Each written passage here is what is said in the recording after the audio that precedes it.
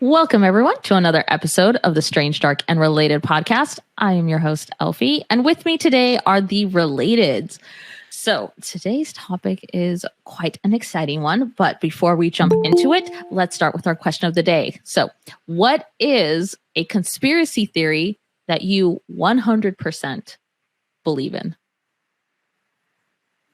I will go first. So like I said, my name's Elfie, and I love conspiracy theories. So I'm going to say there's a lot that I believe in.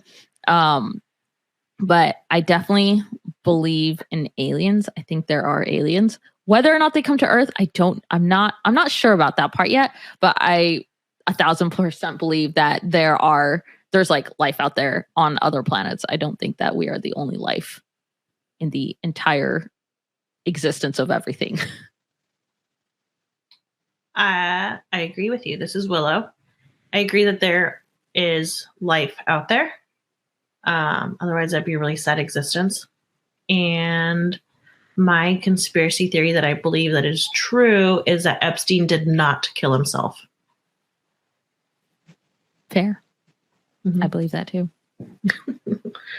This is Anne, and I believe in all your conspiracy theories, and there's definitely a ton more that I believe in as well. But the one that I specifically believe in is that mythical creatures are not mythical creatures. I think that some existed a really long time, and I feel like some of them exist today, like the Loch Ness Monster. Nice. You know, I got to be honest with you. I really thought you were going to go with mermaids. You know what? I really do believe that mermaids exist. I think that it would be a really cool topic to explore because I do have a lot of theories and stories, but I want to digress from that because it's a really cool topic today and I don't want to take up time talking about that right now because I will dive deep into that one. Nice. Levi, thanks for joining. Our question of the day is, what is a conspiracy theory you 1,000% believe in? I say ghosts, like demons and such, evil spirits. Nice. I never play with. And cool. Alrighty. Let's get into today's topic. It is a fun one. It was kind of fun to research this topic. It is MK Ultra. So for those of you that have never heard of MK Ultra before, it was a project. I guess you could call it a project. It was a top secret CIA project. So obviously in the United States, and they just conducted like tons of different experiments on U.S. citizens and on I think there were also some soldiers that were involved in that. We'll dive into that a little bit more, but yeah, basically the point of the project was to find a way to use mind control on people. So this was back in like the 1950s. And yeah, so let's kind of dive into it. What was the most fascinating part of like MK Ultra that you guys found? So this is Willow. I think the one that I ended up diving deeper into is Operation Midnight Climax. So that one was when they dosed people in the Bay Area, and I believe in New York as well, unsuspecting people with LSD, and then just like watched them. I think one that is terrifying because they were dosing them with various amounts of LSD, so it could have been super high dosages and or much lower, and it was all just to see the impact. And these people did not know what was going on. They believed that they were going into parties. It was like a huge party atmosphere. And some of these people were also brought in like through prostitutes.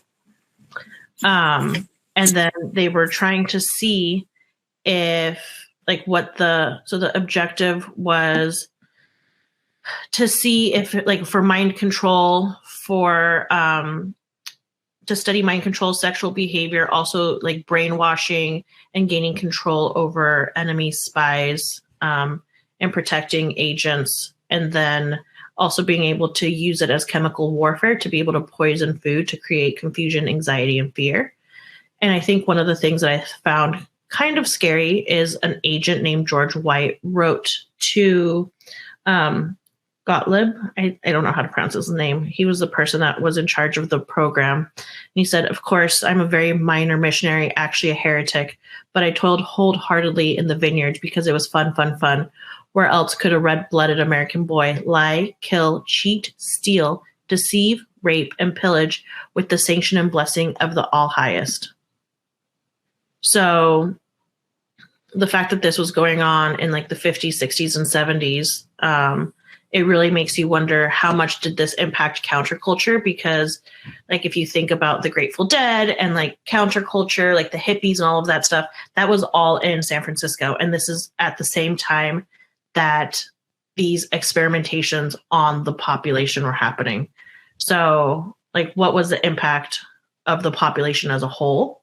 And how did that impact the people that were living here? Because they don't know. They just like let these people, they dosed them with drugs and then just let them go on their way. So they actually have no idea of like the long-term impacts that these people had with these experiments. So it's just, that was kind of just crazy to me. I actually researched this specific project as well. It's important to note that originally it was actually a CIA run brothel where the prostitutes were actually employed by the CIA. Mm-hmm. And it was actually geared towards blackmailing and dosing military, city officials, things along those lines. And they were recorded behind a one-way mirror. And then after that, they started having people host these parties where they wanted to see what would happen with the general public. And they actually did see some of the direct effects of that. They didn't just let them go off on their merry way initially. What ended up happening was that people were trying to be in these like controlled environments, obviously, to be able to observe them. And I mean, there's some people that ended up escaping and trying to either commit suicide or commit themselves to mental institutions just because of the things that they were experiencing. And then it's also really important to note that the man who was hosting these parties, after it was no longer sanctioned by this project, he actually continued to buy LSD on the market and actually host his own private parties just because he really enjoyed watching people. And so, I mean, it definitely devolved even farther than the project, even after that part of the project was discontinued. So, I mean, pretty crazy. They definitely, in a lot of the reports that you can actually see in the Freedom of Information Act, they were able to obtain some of these reports that they do think that it actually directly affected the whole entire hippie movement, as well as the more usage in illicit drugs. And I mean, some of the real main goals behind the MK Ultra project in general was to be able to see if they could actually get people addicted to these drugs, as well as make it sort of a gateway drug to other drugs. I mean, there was even a project where would have heroin addict volunteers actually take LSD with the promise of actually getting more heroin at the end of it as their payment. So, and they wanted to see whether or not it made taking heroin after LSD like much more potent. So, I mean, pretty crazy stuff. Most of the research that I found was actually linked to LSD. Yeah, just the ethics behind it too. And but also to know it did start out as a brothel, but they did do it to the unsuspecting public. So they were having parties where people were not knowing, like unknowingly getting dosed, and then they were just like let to go on their merry way. So yes, some of them did stay around, but not all of them. Like that wasn't what ultimately at the end was happening. Like they were having these parties and these things were happening. Yeah, so like the ethics behind it of just like dosing the public, of people like without consent on drugs, just to be able to cause confusion and like fear, and just to watch people and just see and experiment on people. Yeah, it's crazy. Yeah, not everyone was dosed unknowingly. There were some people that volunteered. So some of the names of people that you may recognize. So Ken Kesey, who was the author of One Flew Over the Cuckoo's Nest, he volunteered to test out LSD when he was a student at Stanford University. And he was one of the people that hosted LSD parties, and he called them acid tests. And he combined like the LSD experience with like music, like from the Grateful Dead. And so just like seeing how people reacted to that. And then there were a few other volunteers. There was Robert Hunter, who is Grateful Dead lyricist. Ted Kaczynski, who maybe you don't recognize that name, but you might know him as the Unabomber. And it does kind of come into question, like, did this kind of lead him down that road? Who knows? And then there was a Boston mobster, James Joseph Whitey Bulger. I don't know how to say his last name, but yeah. So it was interesting, like hearing about, these people. And then I think another thing to note is that they didn't only experiment with LSD. They did also experiment with MDMA, which some people know it as ecstasy. They experimented with heroin, as Anne noted, barbiturates, methamphetamine, magic mushrooms. So they definitely did experiment with a lot of other things, not just LSD, but I think LSD was like the biggest one out there. Yeah. And so one of the crazy things is I went to school, like community college in the Bay Area, right? Not in the 50s. None of the 50s. Not in the 50s. But one of my professors was a student at that same community college in the 60s. And he mentioned how you could buy drugs in the quad, just like LSD, mushrooms, things like that. And you can just buy them in the quad. What's the quad? Just like where, like, it's the central area where people can hang out. So it's like where you can eat lunch. It's right next to the cafeteria. People sometimes like sell things. Like there's like vendors there sometimes that will sell things.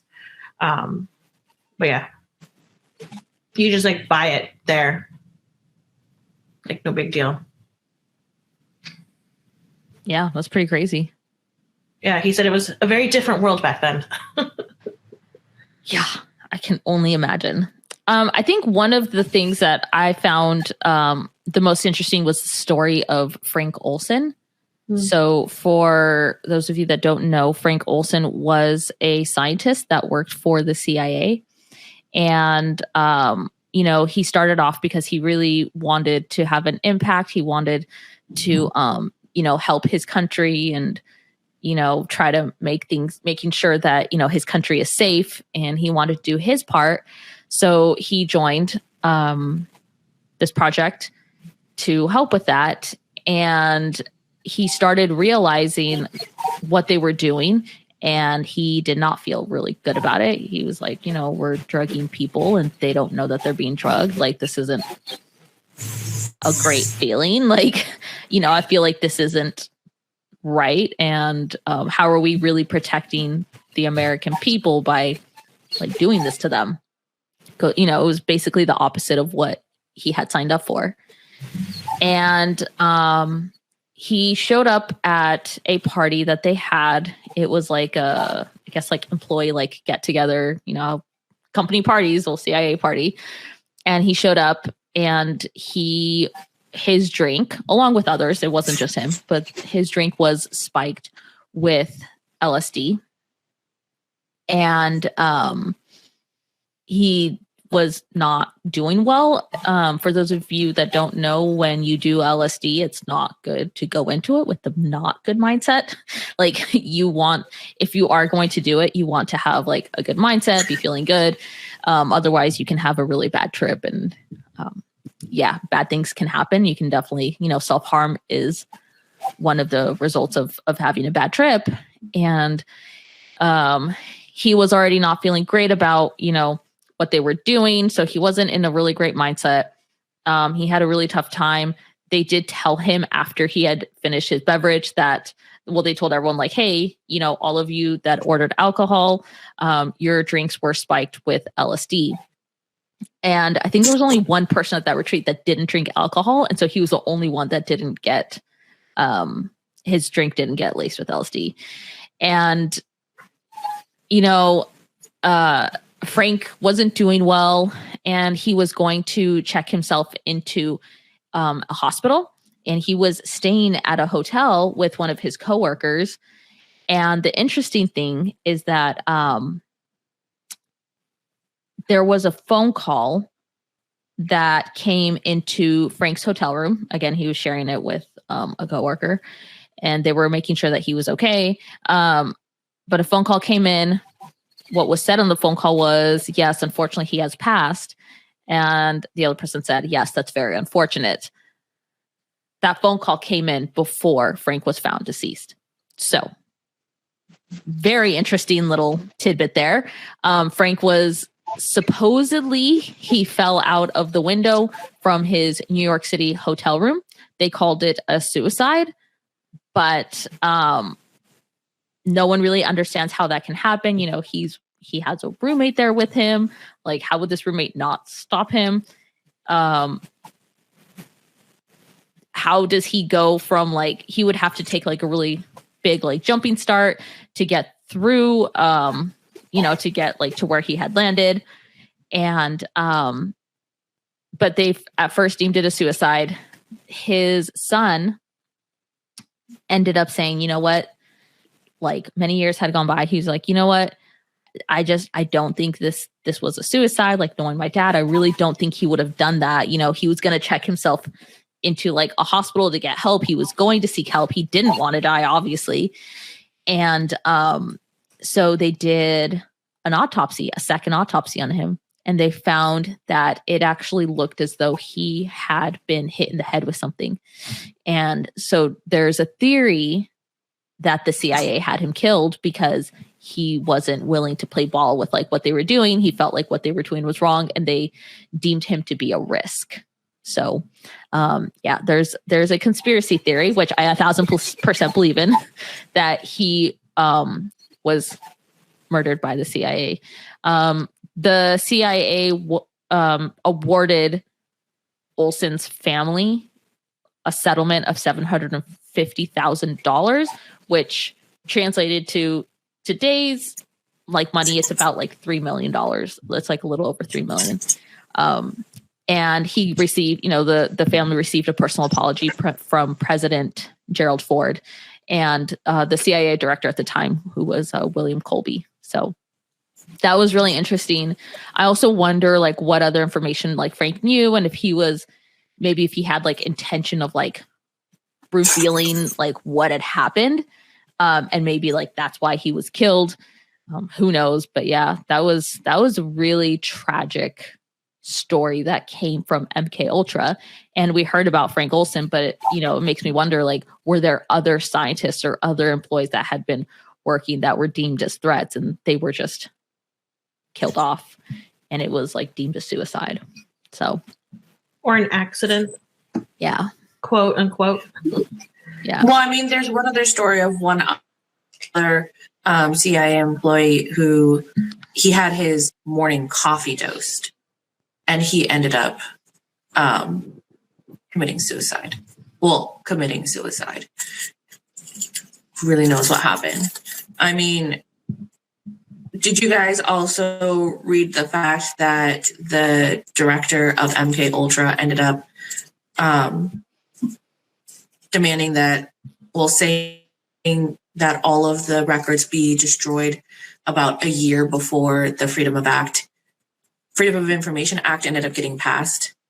Yeah, they burned everything. And so, not everything, because we do have some records, but I mean, the majority of everything that happened, everything that they documented, everything that, I mean, happened in these experiments, whether it was knowing subjects or not, I mean, there's thousands of records that we really do not have access to because they ended up getting destroyed. Yeah. Levi, what were some of the things that you found super interesting about this?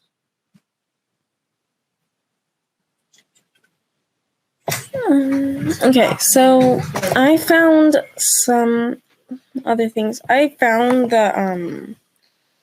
the Frank Olson one, which was incredibly sad. But also, I found out that about some other MK Ultra participants, like Ken Casey, which was an author of a novel called One Flew Over the Cuckoo's Nest. He volunteered for MK Ultra experiments with LSD while he was in college student at Stanford University, and he later went on to promote the drug, hosting some parties that he called acid tests.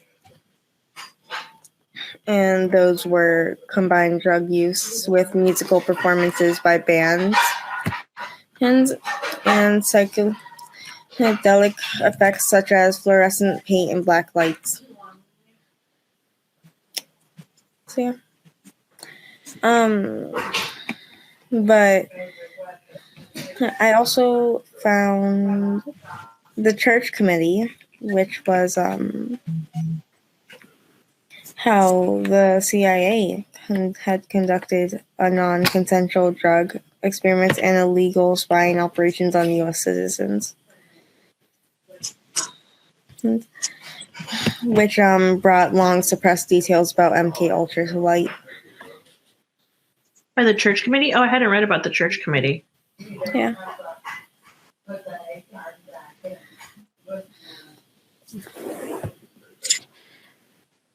I think something that's interesting. Oh, go ahead, Elfie. No, go ahead, Anne. I was going to say something that I found really interesting is some of the documents that were released actually showed that the people who volunteered for MK Ultra actually were submitted to more severe testing. So, I mean, some people who ended up volunteering were actually put on acid 24/7 for 77 days straight to be able to see how long they could actually withstand being on an LSD trip before they started having more severe physical or mental issues. I feel like that would break your mind. Honestly, that would break your mind. I'm sure that it did for a lot of people.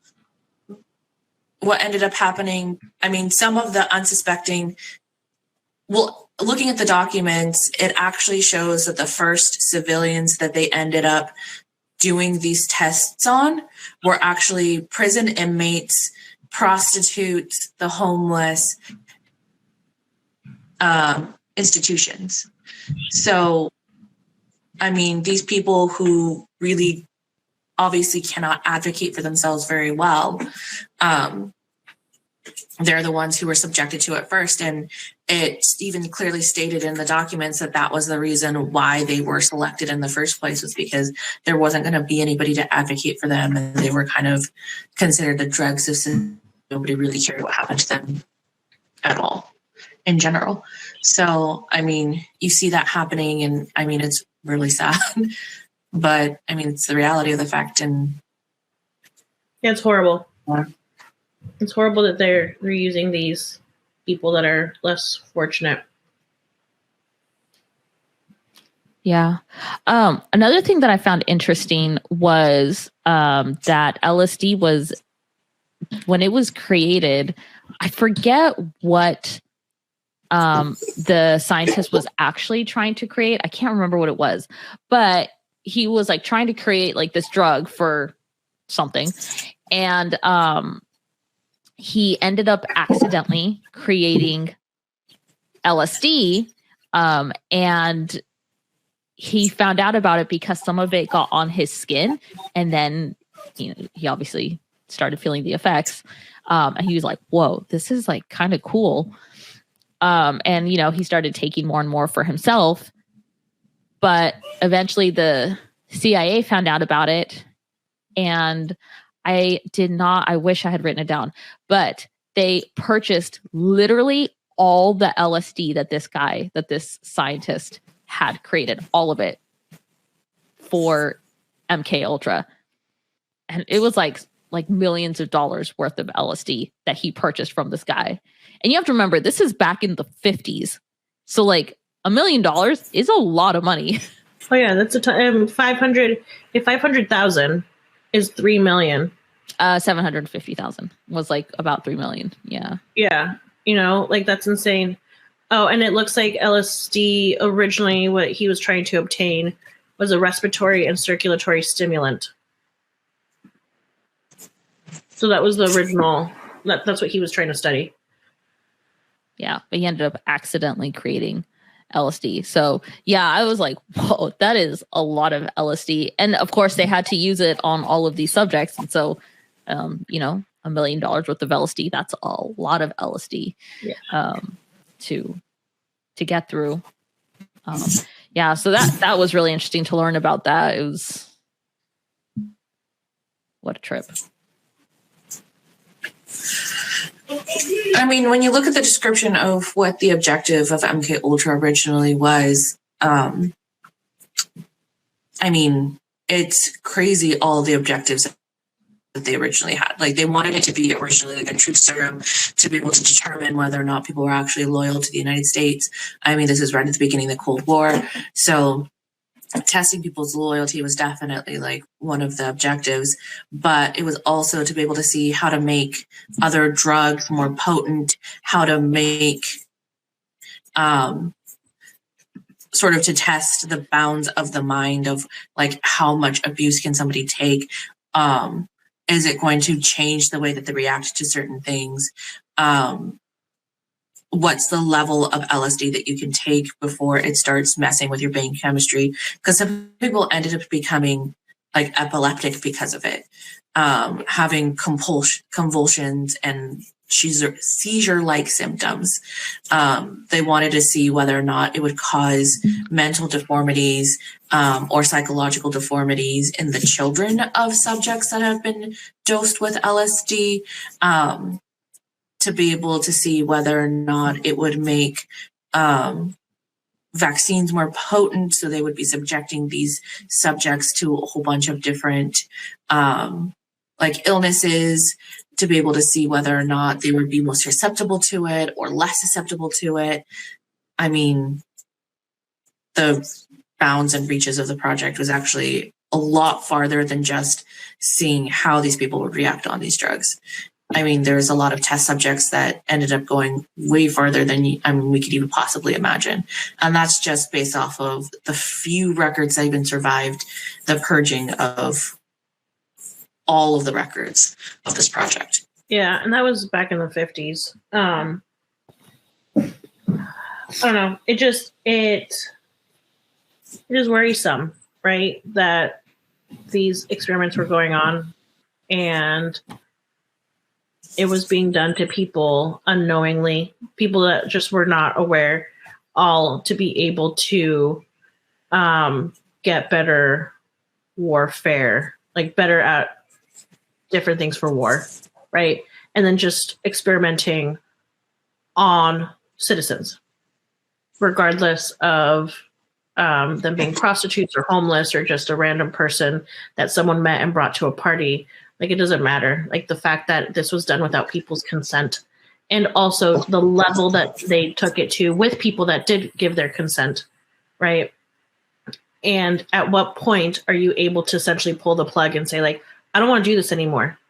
Because being under the influence of LSD for over 2 months, that's insane. That is literally insane. Yeah, just straight. And like, what was the dosage that they were putting these people under? Like, how high was the dosage? What was like, and like Elfie mentioned earlier, you have to be in a good state of mind to be able to do these drugs. And if your body just like, and if you're just taking it over and over and over again, you're like, what was the impact of these people now? Because those people are still alive today.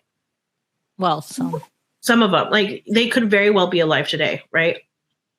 And what was the impact?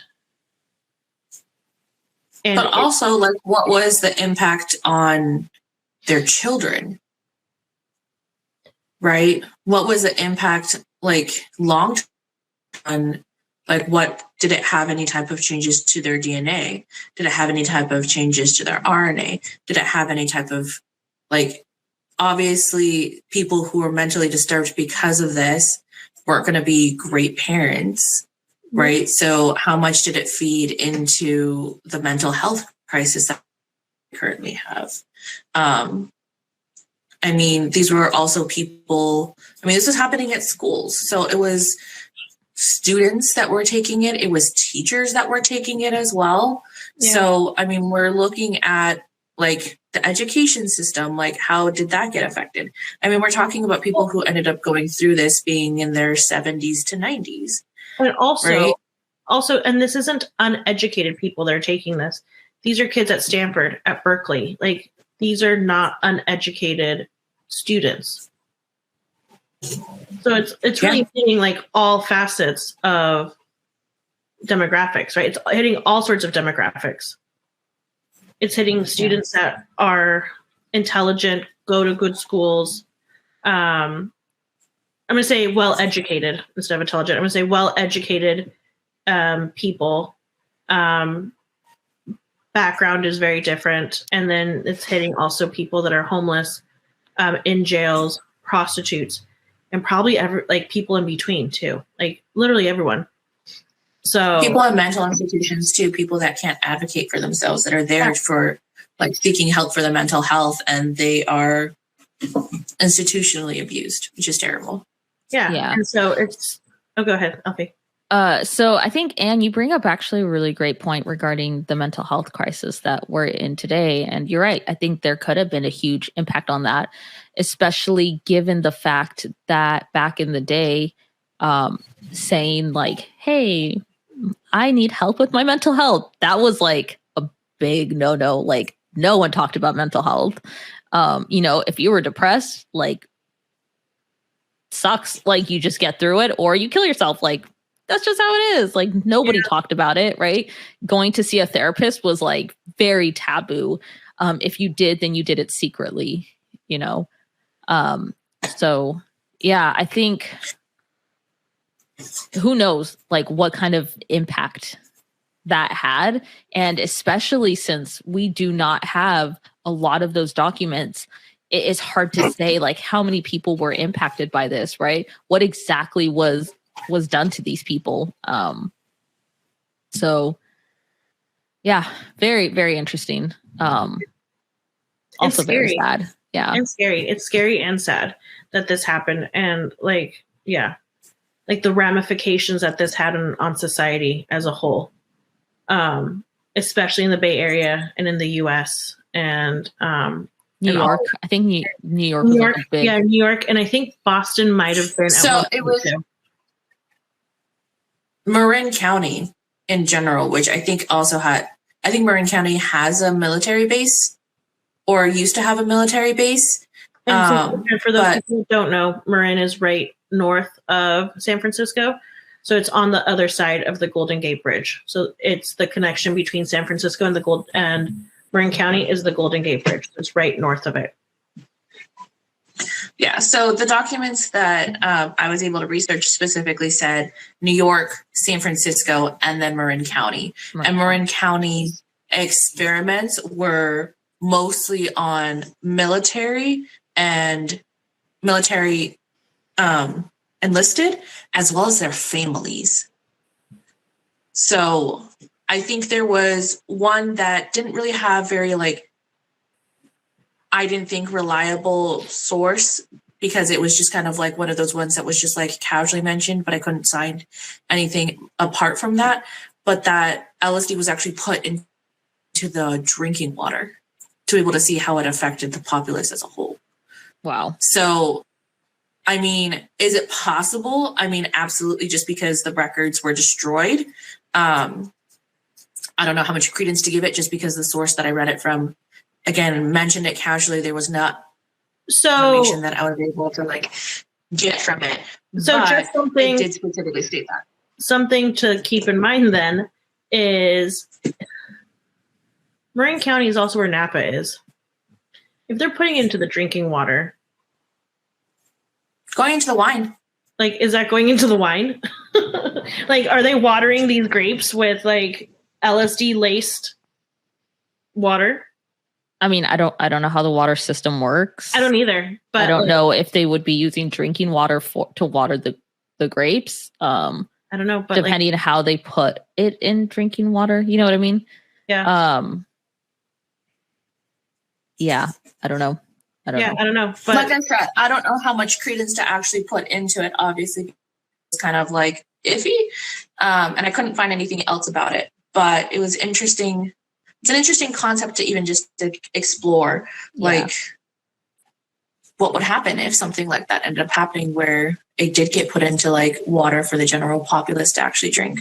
And at that point, are they putting enough just to microdose everybody, or are they putting enough to be able to like truly affect a whole entire population?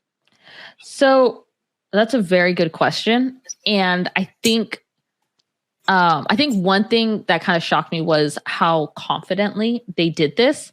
And usually if it's your first time deceiving people, you're not this confident about it. So it kind of makes you wonder, what else have they done that like we don't know about? Oh, 100%. And what is going on right now that we don't know about? I think we all know that the government doesn't always have its citizens' best interests at heart. And they're not very forthcoming with information either. Because I mean, I think it's fairly well known that there's a lot of technology that exists that are like huge advancements that we just don't have access to because we're classified as civilians. Mm-hmm. And so there's a lot out there that our government knows that we definitely don't. Yeah. And when I was in Washington, D.C., I went for a visit and I went to the Spy Museum, and all of the stuff that they had is stuff from like the 50s, right? Because it's been declassified and probably, But going through that museum was fascinating because now, well, I went probably 5 years ago. But now we are well beyond over 50 years later on these different spy things and the different things that they were doing for clandestine missions. And seeing what they had back then really made me wonder what they have now. So kind of in the same vein of like what Anna's saying regarding technology, right? So if that's what they had then, 60 plus years ago, what, like that's a lot of advancement in 60 years. There's a lot of things you can do in terms of technology in 60 years. Yeah, I agree. There definitely is. So question for you guys. If you had the opportunity to participate in MK Ultra back then, not knowing all the like horrible stuff that happened, would you have volunteered? No. I'm like, not knowing all the stuff that happened, I'll still be like, bruh, that seems sketchy. You good, man? It kind of looks like you're drugging people. You look pretty sus. Yeah, I would say no. This is Willow. I would say no, I wouldn't participate in these trials. It's just, when it comes to, I don't know. No, it's just too much, too sketchy.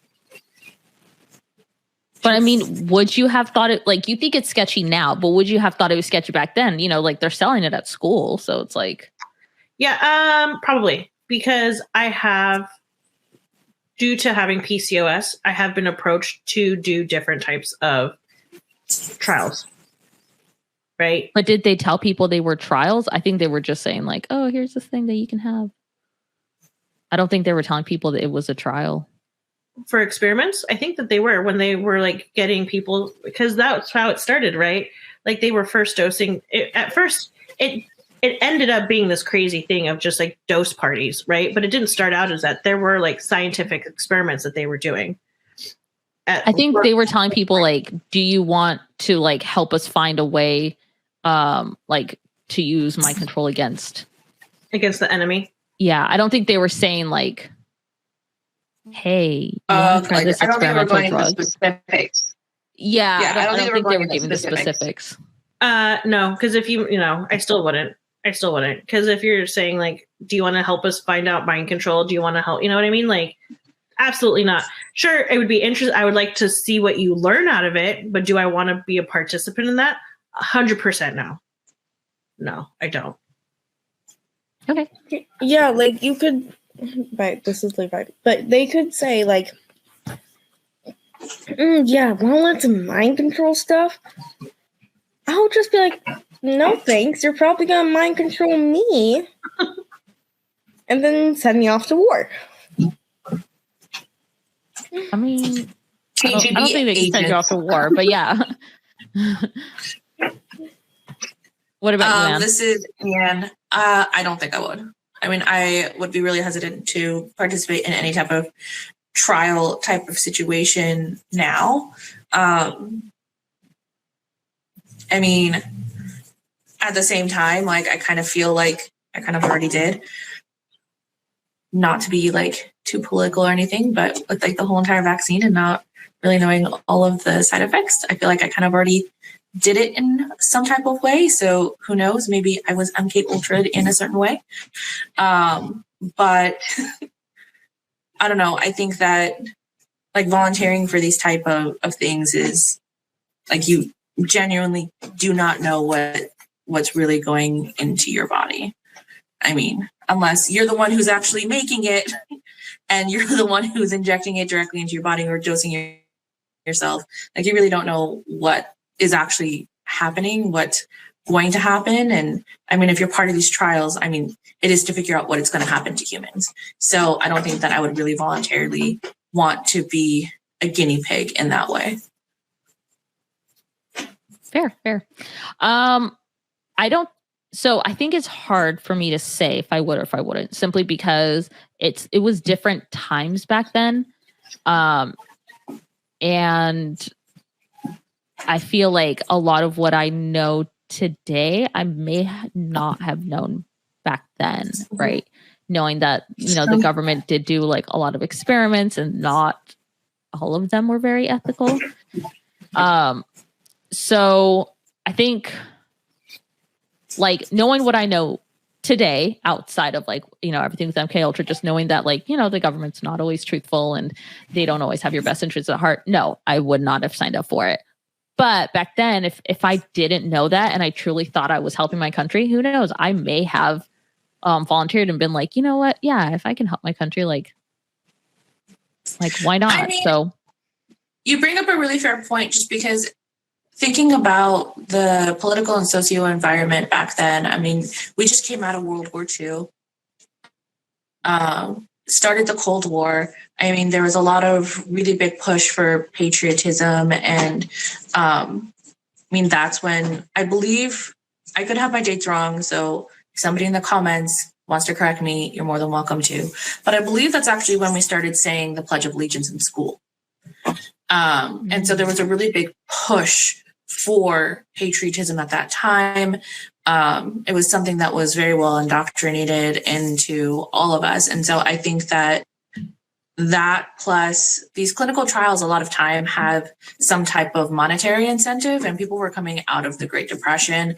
A lot of families really didn't have a lot of money. So sometimes that monetary incentive is actually like really that driving force. So I think that you bring up some really good points as to back then, if I lived in that socio-political like environment, my answer might be different.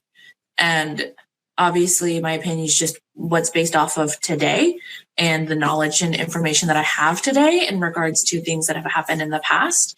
So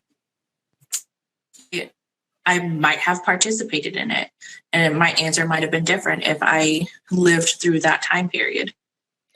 Also, I think that because a lot of these were college students, if your friends are the ones like running these trials and experiments, right? Like if the professor, if like your friend's like, oh yeah, like Professor so-and-so, like they're so smart, they're so cool, we're doing this great experiment to do this, that, and the other, like, do you want to participate? Like, it's going to be able to bring us all this information. I think that also plays a role, right? Mm-hmm. Like, I'm thinking about this through the lens of now, today, me. But in college, if one of my friends approached me and said, these are the experiments that we're doing, do you want to participate? It's really cool. Like, this is all the stuff that we're learning about it. Like, and we're trying to figure out this, that, and the other. I probably would have said yes. Yeah. Right? Yeah. And I think that, sorry, Levi, were you going to say something? I think that I still would be like, no matter the timeline, because I'll be extremely paranoid about them. I'll be like, yeah, my friend, sure you guys aren't doing some drugs? Yeah, I'll just be like, I do not trust them because I barely know them. And my friend, I know you, but also they look like they're on drugs. Yeah, that's fair. And I think like just the fact that like a lot of people, like Willa said, are influenced by like their friends, and especially in college. Mm-hmm. I think those students they're very easily influenced because they're still trying to find their place in the world, right? They're not at home anymore. They're kind of trying to like find their own like footing. And of course you need like social support. Yeah. And so, you know, if all of your friends are doing it, you're just kind of like, yeah, you know what? Like if they're going to do it, like at least like we're doing it together. So it feels a little bit more safe, you know? And why not, right? Like they're doing it. It seems safe, right? Like why not also participate? I'm being able to advance these things. I'm being able to advance sciences. Like you're also there to learn. And like, you know, you too might be, all depending on what your degree is, you also might be running experiments of different kinds, right? And so like it's a learning institution. Of course, you know, like you're in there to be able to learn and to be able to expand like your mind. But also think about it from the lens of it might have advanced your own career, right? If you are able to get into this one professor who's really influential, like his trial, or even to participate in like any way, I mean, that can get you recognized by that person that could be extremely influential in your career and your career path and the things that you could potentially do in the future.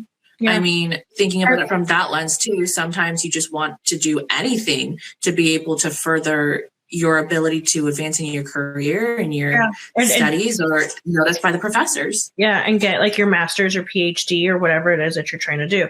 Yeah, it's a really good point. So, and also, I think this is around the same time as like Satanic Panic and all of that stuff as well. So I think there was just a lot of things culturally that were happening. Yeah. Yeah. And I think, you know, given all those reasons, like why someone may participate, I think the CIA knows this, right? Like their business is to know people, how they react to things, what motivates them, what doesn't motivate them, right? What kind of makes them back off. And, you know, obviously like through studies like this and other studies, they're trying to learn all that, right? Like how can they influence people? And so I think that they do a really great job of trying to make things seem appealing. So I think all these people that were kind of tricked into it, or even if they volunteered, I think that you can't really say like, oh, like, how did they do that? Like they were, they were tricked. I think it's tough to say that I personally would have like made a different choice. Yeah, in that because time the CIA is good. They're good at what they do, and that's why they're still around. Yeah. So, any last thoughts on MK Ultra? If you liked our chat on MK Ultra, like and subscribe. Hit that bell button. Yeah, like and subscribe, guys. Don't listen to MK Ultra, and don't do drugs, kids. Don't do drugs. Nice. I have a question for the listeners. Do you think that you would be influenced into actually participating in MK Ultra, and what do you think that you would do if you found out that you were an unwilling participant in any of these types of studies? Like, how would you react? Yeah, let us know in the comments. We are excited to hear your thoughts. And if there's any interesting little tidbits that we didn't cover about MK Ultra, we would love to hear those. So please comment below. All right, everyone. Thank you for joining us for this episode of the Strange, Dark, and Related podcast. And hopefully we'll see you on the next episode. Until next time. Bye. Bye. Bye. Bye.